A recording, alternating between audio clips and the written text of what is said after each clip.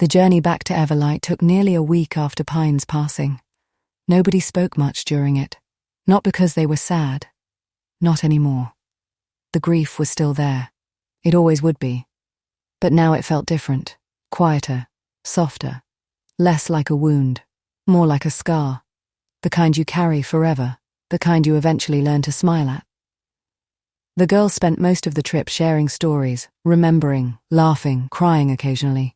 Mostly laughing, because somehow every story involving Pines eventually became ridiculous, especially the Uncle Wooshie stories, especially those. The shuttle finally broke through Everlight's atmosphere.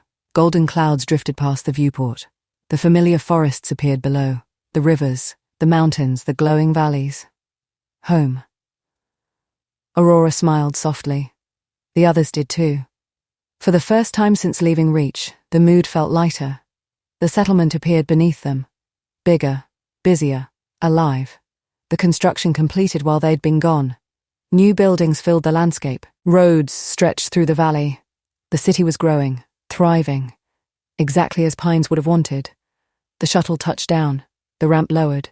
The girls stepped outside, then immediately stopped. Every single one of them, frozen. The town square ahead was packed. Hundreds of settlers, families, children, workers, builders, environmental teams, farmers, everyone. The crowd parted quietly, creating a path. Aurora blinked. What? Then she saw it and completely lost her breath. The statue towered nearly 20 feet high, carved from polished silver stone, standing proudly in the center of the square. Pines, not old Pines, not Uncle Wooshie. Prime Pines, the legendary warrior from the 10th Eclipse. Standing tall, strong, confident, the same armor, the same posture, the same grin. The statue overlooked the entire settlement, watching, protecting, guiding, exactly like he always had. At the base sat a plaque. Simple, beautiful. It read, Pines, champion, mentor, friend. Everlight stands because you did. Silence. Nobody spoke. The girls simply stared. The crowd remained quiet, respectful, waiting. Aurora felt tears immediately. Plum was already crying. Ellie wiped her eyes. Mira covered her mouth. The settlers had built it while they were gone, without being asked, without being told, because they wanted to, because he mattered. A little boy stepped forward. No older than 8. He pointed up at the statue, then proudly announced, "My dad said he saved the galaxy." The crowd laughed softly. Aurora laughed too. Through tears, the little boy frowned. "What?" Aurora shook her head, smiling. "Nothing." The crowd slowly began applauding. Not loudly, not wildly, just enough to honor him, enough to celebrate him, enough to say thank you. Aurora looked up at the statue one final time, then quietly whispered, "You would have hated this." Plum laughed through tears. No, he wouldn't. Aurora smiled. "You're right. He absolutely would have loved it." That evening felt peaceful.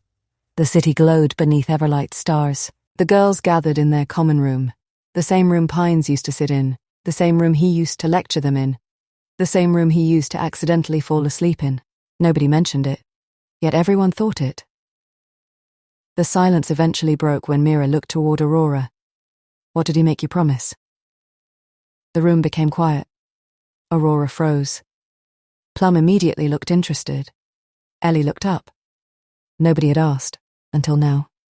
Aurora stared at the floor. The tears returned immediately, not violently, just softly, the memory still fresh, the promise still waiting. She gathered herself, then stood.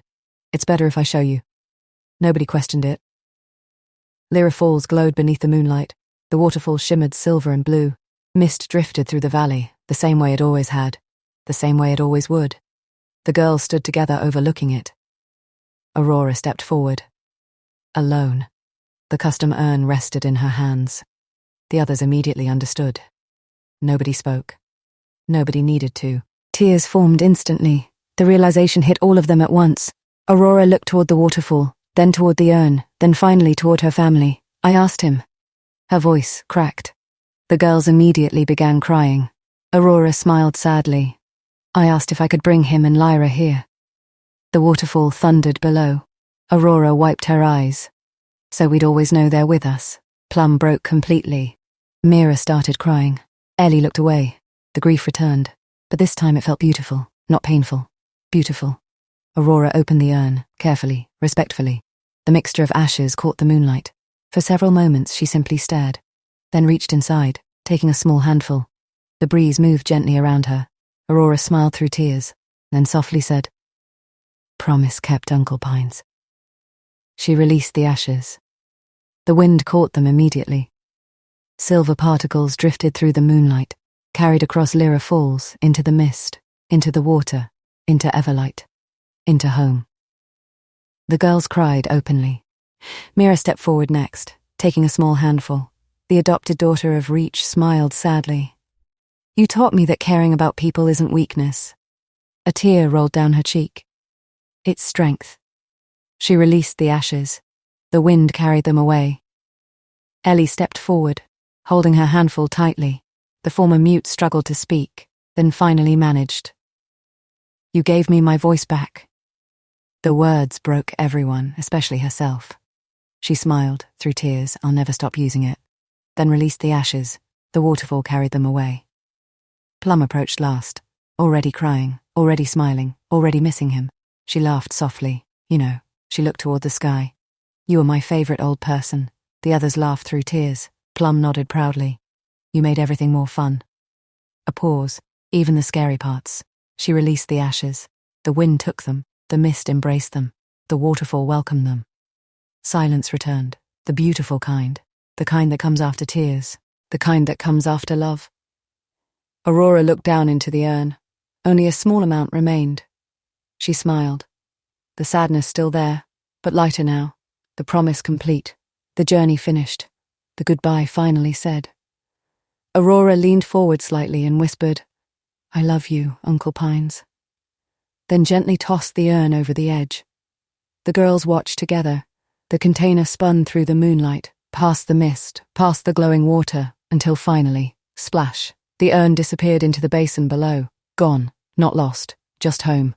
The waterfall continued flowing, the mist continued drifting, the moonlight continued shining, and somewhere within Lyra Falls, two old souls finally became part of Everlight forever. The chapter ended with the four girls standing together at the overlook, watching the water, watching the stars, and knowing that every time they came to Lyra Falls, Uncle Wuxi would be there waiting for them.